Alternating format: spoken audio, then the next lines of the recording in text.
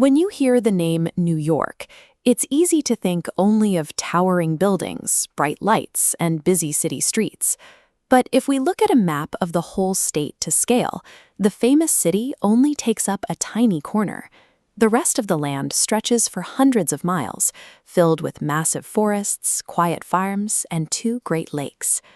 Thousands of years before the first European ships arrived, indigenous nations lived across these valleys and coasts. The Haudenosaunee and Algonquian-speaking peoples built towns, managed the forests, and governed the land through their own laws. Those nations are still here today. They are living governments and communities that continue to protect their traditions and manage their own lands.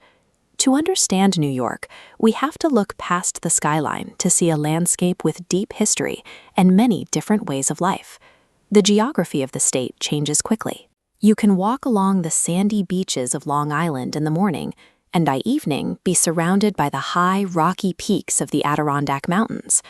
Water has shaped this land for ages.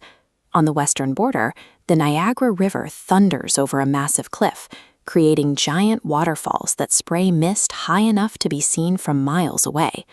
Those Great Lakes also create a special kind of weather. In the winter, cold air picks up moisture from the water and drops it as heavy snow. In some towns, people have to shovel paths through snowbanks that are taller than they are. The wildlife here is built for the cold. The official state animal, the beaver, spends its winters swimming under the ice and living in thick lodges made of sticks and mud. These freezing winters and roaring waters show that New York is defined by the power of nature just as much as its busy streets. For over 100 years, a giant copper statue has stood in the harbor. The Statue of Liberty was the first thing millions of people saw when they arrived in the United States, seeking a new home. Many of those people passed through immigrant processing centers like Ellis Island. They brought new languages, ideas, and skills that helped the city grow into the largest in the country. While the biggest city is on the coast, the state government actually meets in Albany. This is where leaders from every part of the state come together to make the laws we follow. New Yorkers have often led the way in fighting for equal rights. Susan B. Anthony, for example, spent decades traveling the state to demand that women have the same right to vote as men.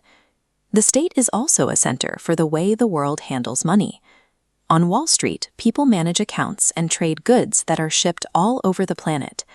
From the dock workers in the harbor to the lawmakers in Albany, the state is shaped by the different skills and hard work of everyone who lives here.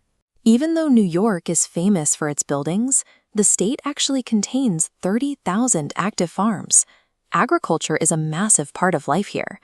Every fall, farmers are busy harvesting apples in orchards that stretch across the rolling hills upstate.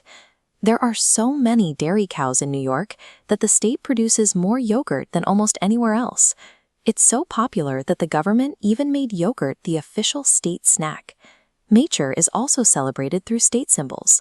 New Yorkers chose the eastern bluebird as their bird, the rose as their flower, and the sugar maple as their tree.